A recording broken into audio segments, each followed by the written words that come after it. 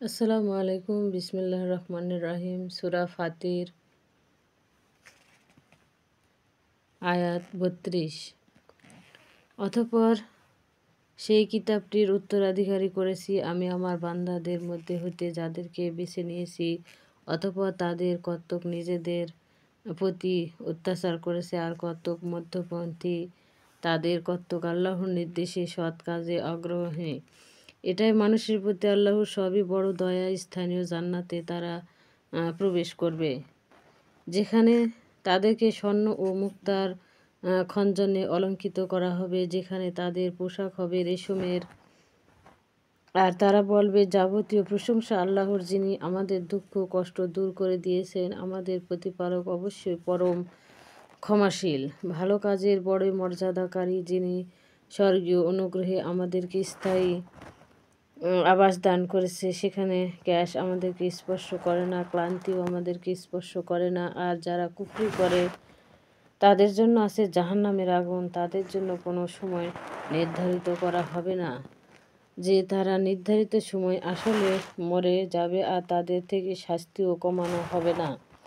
প্রত্যেক অকৃতজ্ঞকে আমি এভাবে প্রতিফল দিয়ে থাকি। সেখানে তারা চিৎকার করবে, হে আমাদের পালনকর্তা, বের করুন আমাদেরকে, আমরা সৎ কাজ করব, আমরা যে কাজ করতাম তা করব না।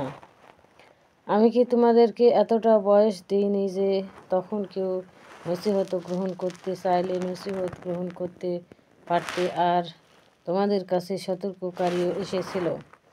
কাজে শাস্তি ভোগ করো, জালিমদের কোনো সাহায্যকারী নেই।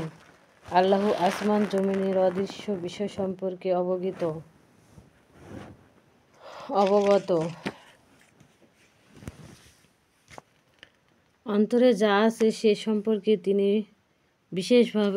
বিশেষভাবে জ্ঞাত। তিনি তোমাদেরকে পৃথিবীতে নিজের প্রতিনিধি করেছেন। অতঃপর যে কুফরি করবে তা কুফরির জন্য সে নিজেই দায়ী হবে। কাফেরদের কুফর তাদের প্রতিপালকের ঘৃণার বৃদ্ধি করে। কাফেরদের কুফর তাদের ক্ষতি বৃদ্ধি করে।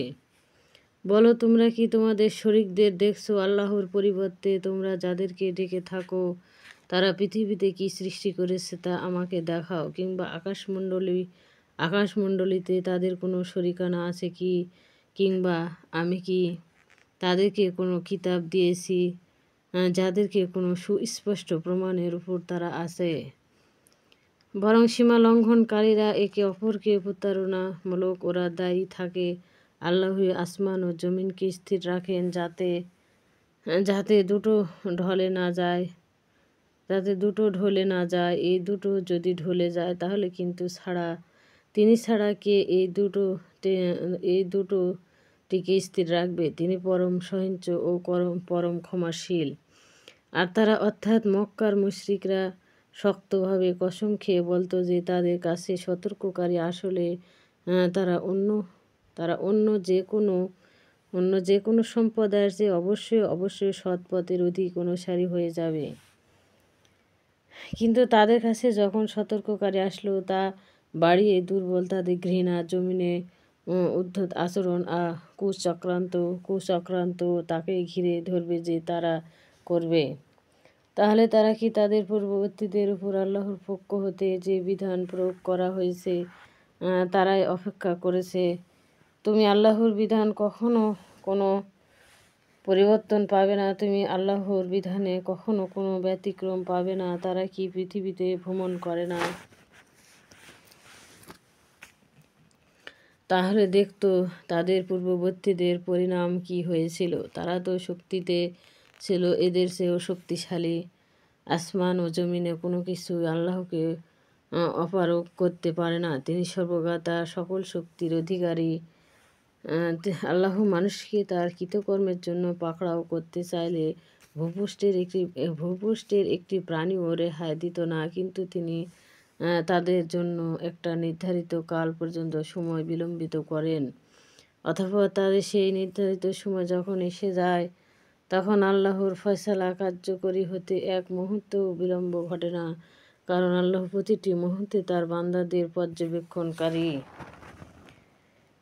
ইয়াসিন শপথ, হিকমতপূর্ণ কোরআনের তুমি অবশ্যই রসুলের অন্তর্ভুক্ত, তুমি সরল সঠিক পথে প্রতিষ্ঠিত এই কোরআন মহাপরাক্রমশালী পরম করুণাময় আল্লাহ হতে অবতীর্ণ, যাতে তুমি সতর্ক করতে পারো এমন এক সম্প্রদায় যাদের পিতৃপুরুষদেরকে সতর্ক করা হয়নি। কাজেই তারা আল্লাহর নির্দেশন সম্পর্কে উদাসীন। জেনে বুঝে আল্লাহর অবাধ্য হওয়ার কারণে তাদের অধিকাংশের উপর তাদের অন্তর্করণশীল লাগিয়ে দেওয়ার বাণী অবধারিত হয়ে গেছে। কাজেই তারা ঈমান আনবে না। আমি তাদের গলদেশে তাদের জিদ ও অহমিকার বেড়ি পরিয়ে দিয়েছি, আর তা ততক্ষণ পর্যন্ত গিয়ে ঠেকেছে। কাজেই তারা মাথা খাড়া করে রেখেছে। তাদের সামনে আমি একটা বাধার প্রাচীর দাঁড় করিয়ে দিয়েছি, তাদের পিছনে একটা প্রাচীর অফুরন্ত তাদের ঢেকে দিয়েছি। কাজেই তারা দেখতে পায় না। তুমি তাদেরকে সতর্ক করো আর না করো, তাদের কাছে দুটোই সমান, তারা ঈমান আনবে না।